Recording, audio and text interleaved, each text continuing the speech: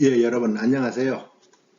예, 오늘 그다음에 이번하고 그다음 그리고 세 번에 걸쳐서 조선 후기가 이제 어떻게 변화되어 가는가 거기에 대해서 알아보도록 하겠습니다. 그래서 그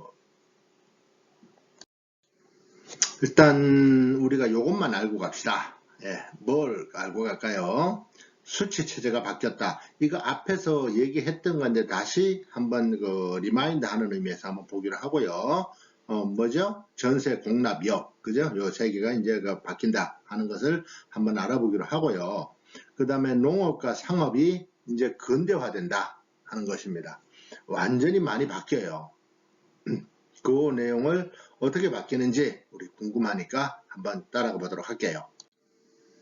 자, 수치 체제는 어떻게 바뀐다고 그랬죠? 전세가 어떻게 바뀌어요?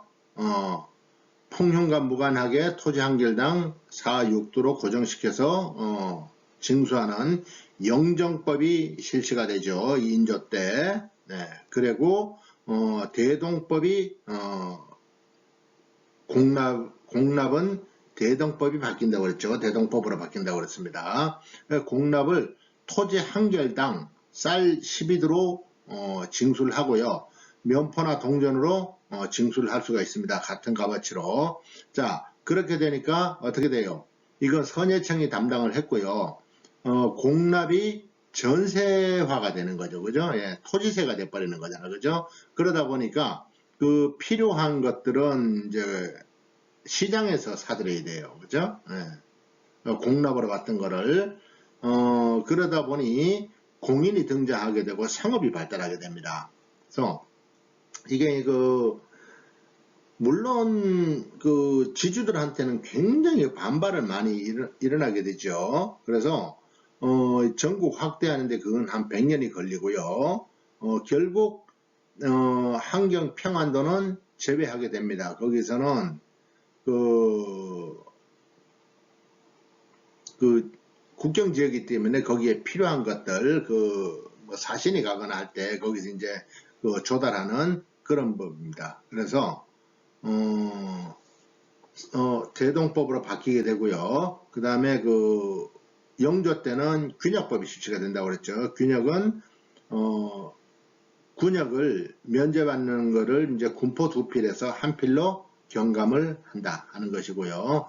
이를 충당하기 위해서 선무군감포, 어장서, 염세 등을 이제 국고화시켜서 거기 충당을 했다 하는 것은 여러분들한테 앞에서 말씀드린 바가 있고요. 그렇게 해서 수채 체제가 이렇게 바뀌어 갑니다. 자, 농업은 이양법이 확대가 돼요. 이양법이 뭐죠? 예, 모내기, 예, 옮겨 심기, 그 다음에 광작이 유행합니다. 그러니까 한 사람이 굉장히 크게 작물을 재배해요. 그리고 이모작, 벼, 보리, 뭐 이렇게 하는 이모작, 이런 것들이 이제, 점점 커지고요. 그 다음에 저수지도 확충을 합니다. 그리고, 견종법, 시비법, 이런 것들이 발전합니다. 견종법은 이제 일항과 고랑을 만들어 갖고, 여러분 일항 고랑 아세요? 몰라도 돼요. 좌우지간 왜 밭에 보면은 볼록한 데가 있고 오목한 데가 있잖아. 그죠?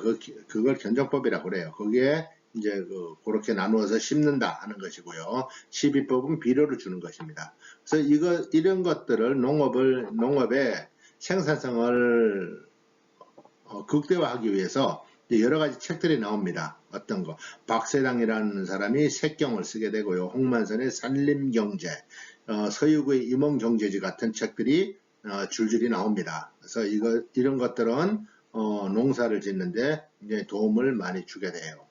그리고 인삼, 담배 같은 상품 작물이 재배가 됩니다. 이것은 상품이 되는 거죠.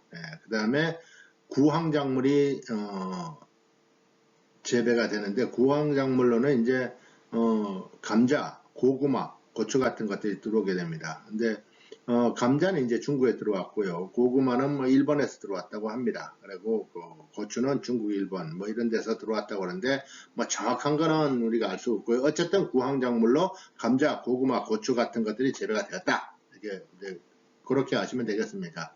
그 다음에 그 사용료죠. 지대, 그 땅 사용료 지대가 타조법에서 이제 도조법으로 바뀝니다. 타조법은 뭔가 하면 수확량의 절반을 지주한테 주는 거.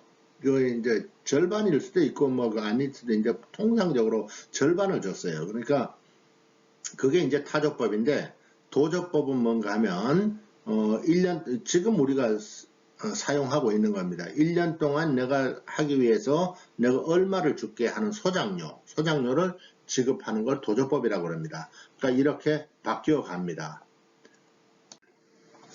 자, 그럼 수공업은 뭐라고 그랬어요? 공장안이라는 게 있어가지고 수공업자들은 거기 등록을 하게 돼 있었다고 그랬죠. 근데 그 공장안이 폐지가 됩니다. 폐지가 되고 선대제 수공업 돈을 먼저 받고 그 다음에 그 상품을 만들어내는 그런 선대제 수공업이 이제 그 진행이 됩니다.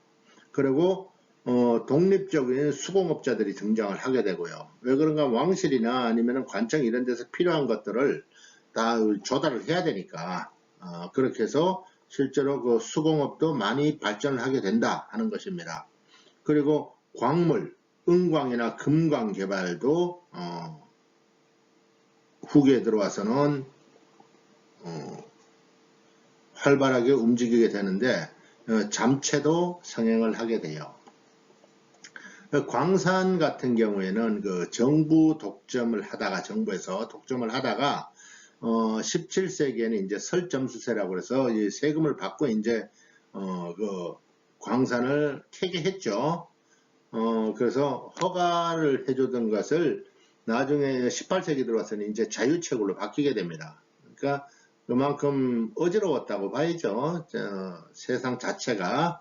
그리고 덕대제가 실시가 됩니다. 덕대는 뭔가 하면 물주가 따로 있고 그 다음에 덕대, 실제로 CEO 같은 역할을 하는 그런 덕대가 있었습니다. 그래서 물주는 돈을 대고 덕대는 생산성을 높이고 하는 것입니다.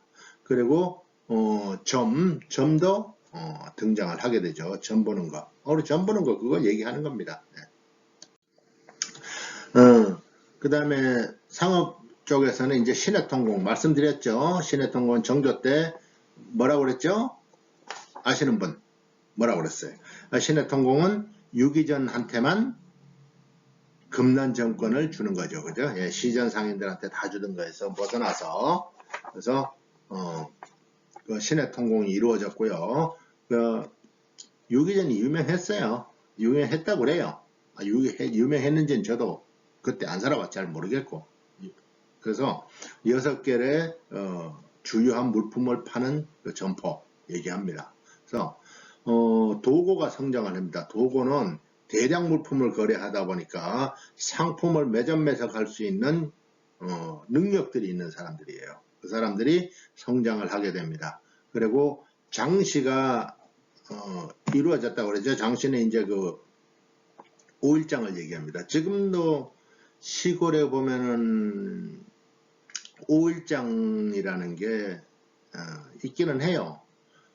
그래서 그 5일장은 5일마다 장이 열리는 거죠. 그래서 뭐 16장, 27장, 38장, 49장 뭐 이렇게 얘기를 합니다. 그래서 5일장이 열리는데 이 장이 열리는 데마다 돌아다니는 사람들, 그 사람들이 이제 보부상이죠. 보부상들이 이제 그 장마다 이제 돌아다니게 됩니다. 뭐 그래서 보부상들이 이제 상당히 그 약진을 하게 되고요. 그 다음에 그 사람들이 이제 돌아다니다 보니까 그 사람들이 먹고 숙식을 제공해야 되는 객주와 여각이 발달하게 됩니다.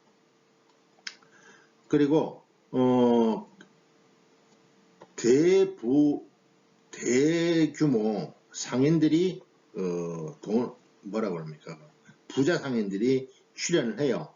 그래서 큰 데들을 보면은 의주의 만상, 개성의 송상, 동래의 내상, 뭐 한양의 경강상인 같은 막강한 부를 장착한 그 상인들이 등장을 합니다.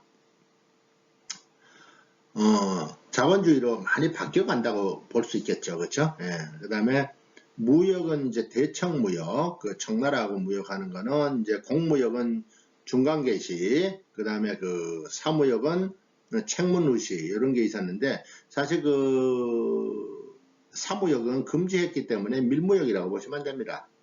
그리고 일본과의 관계에서 이제 외관, 부산에서 계시, 후시 이런 것들이 있었고요. 계시는 뭐예요? 공무역, 후시는 사무역 이렇게 해서 했었고요. 무역을 주도한 사람들은 역관들입니다. 네, 역관들이 무역을 주도해서 역관들도 상당한 부를 축적하게 됩니다. 그래서 사실 이 조선시대 후기로 오면서 부자들이 많이 나와요. 부자들이 나오는데 그 부자들이 실제로 보면은 그 양반들이 아니고 그 뭐라 그럽니까? 그 평민들한테서 많이 나와요. 백성들한테서. 돈 냄새를 맡을 줄 아는 사람들이죠. 지금도 마찬가지지만 돈 냄새를 맡을 줄 알아야 하는 거 아닙니까? 그죠? 예, 그리고 그러다 보니까 이제 이런 상업 이런 게 활성화가 되다 보니까 이제 숙종 때 상평 통보를 전국으로 유통을 시키는데 워낙 화폐에 대한 수요가 많다가 보니까 이제 전황이 발생을 하게 되는 거죠. 그래서 모든 그 상업, 농업, 그 다음에 수공업 이런 것들이 굉장히 활성화가 된다. 후기에 와서 그렇게 여러분들이 아시면 되겠습니다. 자, 오늘은 여기까지만 하도록 하겠습니다. 여러분들 고생 많았습니다. 다음 시간까지 안녕히 계세요.